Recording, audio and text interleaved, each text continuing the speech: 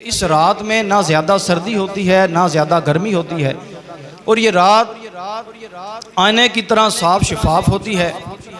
जब इसका सूरज सुबह तुलू होता है तो बग़ैर किसी किरण के तुलू होता है और ये वाहिद सूरज तुलू होता है कि जिसके साथ शैतान साथ तुलू नहीं होता। ये आका करीम सल्लल्लाहु अलैहि वसल्लम की हदीस पाक है। बग़ैर शैतान के ये ऐसी रात है इसका सूरज सुबह तुलू होता है। इसी तरह इस रात की ख़ुसूसियत के अंदर यह भी है कि इस रात में समंदर का पानी मीठा हो जाता है। बल्कि बाद रिवायात के अंदर आया सहाबा किराम में से एक हज़रत उस्मान बिन अफ़्फ़ान रदी अल्लाह तआला अन्हु, उनके पास एक शख्स आए, ग़ुलाम थे।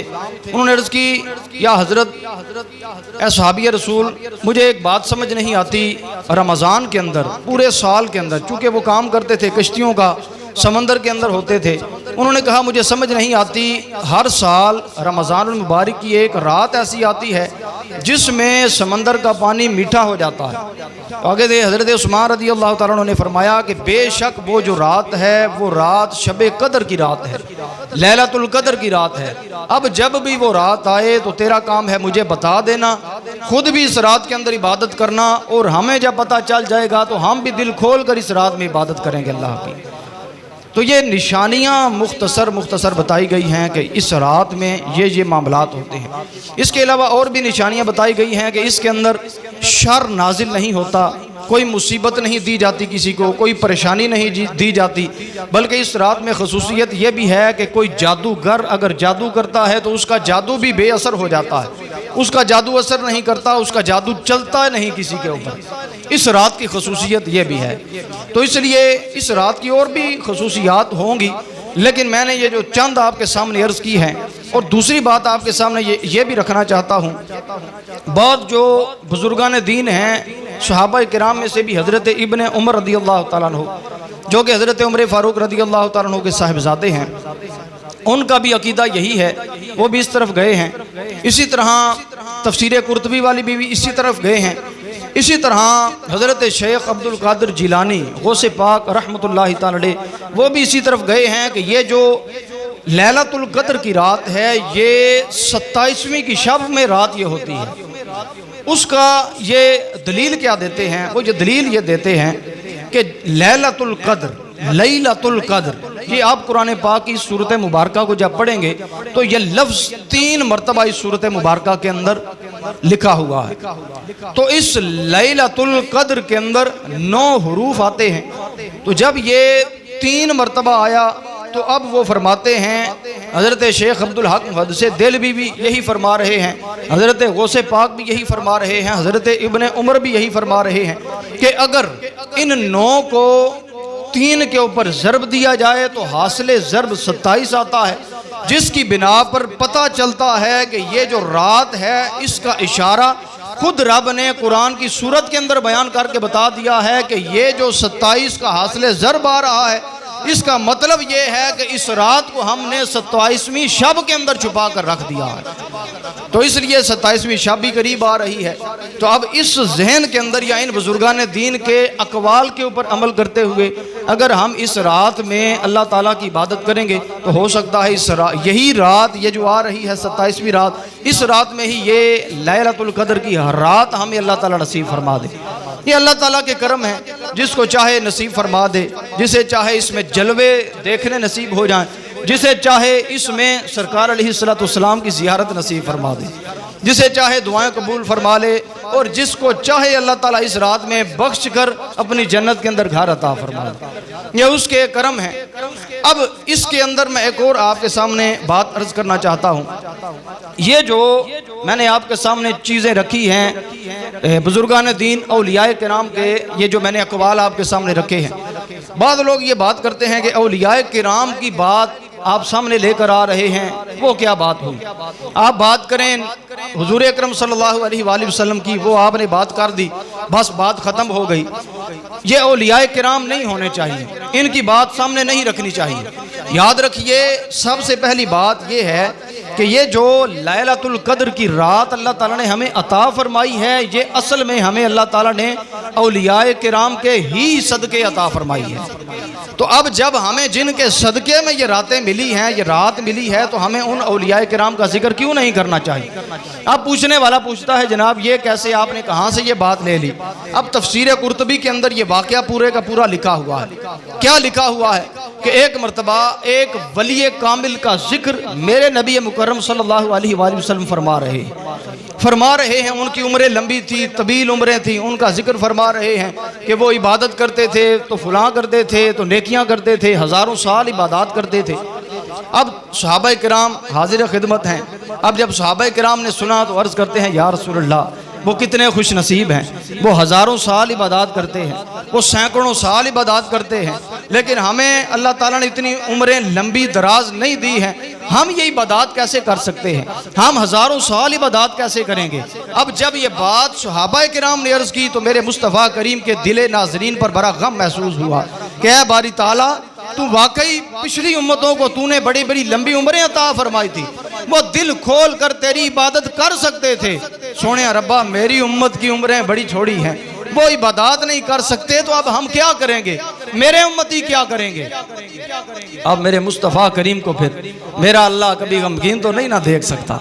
और वाकया भी मैं आपके सामने रखना चाहता हूँ। वाकया क्या था, वाकया ये मेरे आका करीम बयान फरमा रहे हैं कि बनी इसराइल का एक बहुत बड़ा बादशाह था। उस बादशाह के पास हर शय मौजूद थी, अल्लाह ताला का नेक बंदा था, वली था, सालिहीन में से था।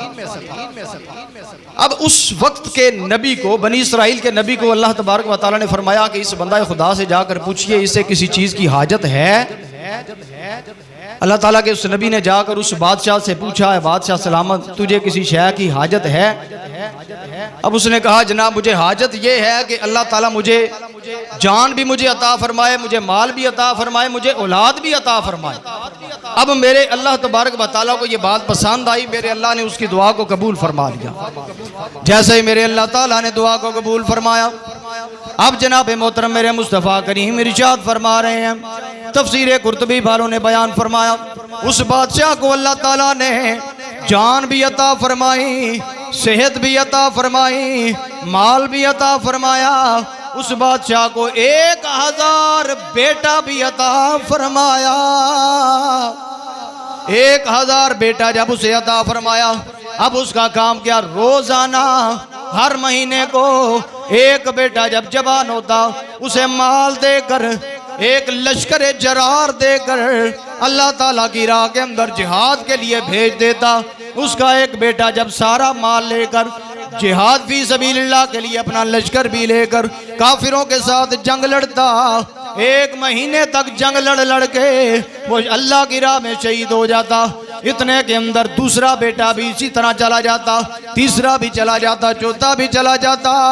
इधर जनाब मोहतरम जैसे ही बेटे पूरे महीने के लिए अल्लाह की राह के अंदर जिहाद के लिए चले जाते हैं, इस बादशाह का रोजाना का काम, ये दिन को रोजा रखता, रात को अल्लाह की इबादत करता रहता, दिन को सदका तो खैरात भी करता, अल्लाह ताला की इबादत के अंदर दिन रात गुजारता। जान भी अल्लाह की राह के अंदर दिया गुआ गया, माल भी अल्लाह की राह में, औलाद भी अल्लाह की राह में दिया गुआ गया। अब जनाब मोहतरम 1000 महीने तक 1000 बच्चा इसका शहीद हो गया। खुद भी आखिर में अल्लाह की राह में जिहाद फी सबीलिल्लाह करते करते वो ये बंदा शहीद हो जाता है। अब जनाब मोहतरम सारे के सारे लोग कहने लगे इस बंदे की इबादत को हम कभी नहीं पहुंच सकते। जब मेरे मुस्तफ़ा करीम ने सहाबा किराम को जब ये वाक़यात सुनाए, सहाबा ने अब जो अर्ज़ किया रसूल अल्लाह, इसकी तो 1000 साल से ज्यादा उम्र मुबारक है, इसलिए इसने अल्लाह की इबादत के अंदर जिहाद भी कर लिया, इबादत भी कर ली, रोज़े भी कर रख लिए, बच्चे भी कुर्बान कर लिए गए। अब मेरे मुस्तफ़ा करीम ने जब ये दुआ फरमाई, आंखों से आंसू रवा हुए। इधर जिब्रील अमीन अल्लाह की बारगाह से हाजिर खिदमत अर्ज करते हैं या रसूल अल्लाह आप रोइएगा नहीं, परेशान ना होइए, अल्लाह ताला ने आपके दिले नाज़रीन के ऊपर सूरे कदर की आयत मुबारक का नुज़ूल फरमा दिया है और आपकी उम्मत को लैलतुल कदर की रात अता फरमाई गई है। अपने उम्मतियों को फरमा दीजिए वो परेशान ना होना। कयामत तक जिसको दिल चाहे 1000 साल की इबादत करना चाहे उसे चाहिए लैलतुल कदर की रात में वो कोई 2 नफल भी पढ़ लेगा उसे हम 1000 महीनों की इबादत से ज्यादा सवाब अता फरमा दे। इसलिए हजरत मियां मोहम्मद बशीर रहमतुल्लाह ताला ने फरमाते हैं रहमत दा दरिया लागी ए हर दम वगदा तेरा जे एक तेरा बख्श मैनू ते कम बन जांदा मेरा।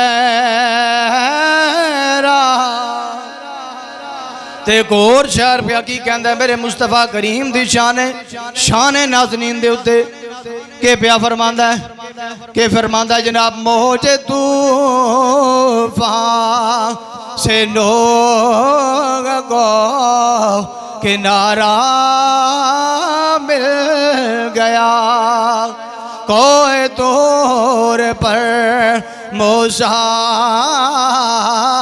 कोई इशारा मिल गया और हुस्न यूसुफ का जुलेखा कोई इशारा मिल गया हर बेचारे को चारा मिल गया और हम गरीबों को मोहम्मद का सहारा मिल गया। ना लाखों नजरा सुभान अल्लाह।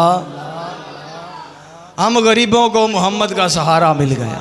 यार मेरे मुस्तफ़ा करीब ना होते तो ये रात हमें अल्लाह ताला कभी भी ना अता फरमाता।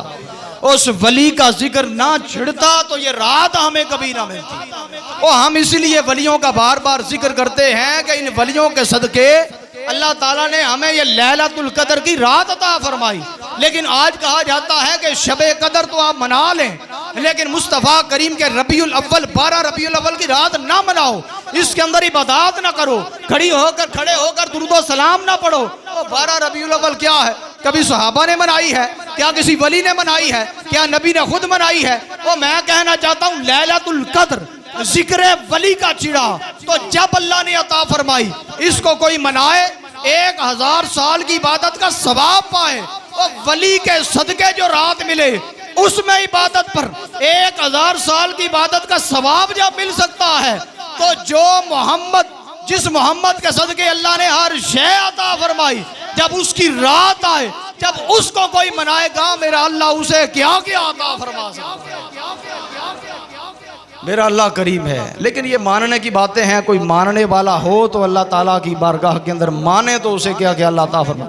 फिर मैं आपको इसके कुछ वज़ाइफ अर्ज़ कर देता हूँ कि हज़रत मौला अलीउल मुर्तज़ा शेर खुदा करम अल्लाह ताला वजहुल करीम आप फरमाते हैं जो कोई हर जुमातुल मुबारक को नमाज जुमा से पहले इस सूरह कदर को 3 मरतबा पढ़ लेता है अल्लाह तबारक व तआला अपनी रहमत का सदका उस बंदा खुदा को पूरी दुनिया के अंदर जितने लोग जुमा पढ़ने वाले हैं उन तमाम की तादाद के बराबर अल्लाह ताला उस बंदे पढ़ने वाले को नेकियां अता फरमा देता है। और दूसरा आपको वजीफा अर्ज कर देता हूँ, जब हम लोग वुजू करते हैं तो वुजू के बाद जो कोई भी आसमान की तरफ मुंह करके सूरह कदर को 3 मरतबा पढ़ लेता है अल्लाह तबारक व तआला के करम से उस बंदे खुदा की कभी नज़र कमज़ोर नहीं होती। तो इसलिए यह भी अपनी आदत बना लें। अल्लाह ताला हम सब को इस सूरह कदर और लैलतुल कदर की कदर करने की अल्लाह ताला तौफीक अता फरमाए।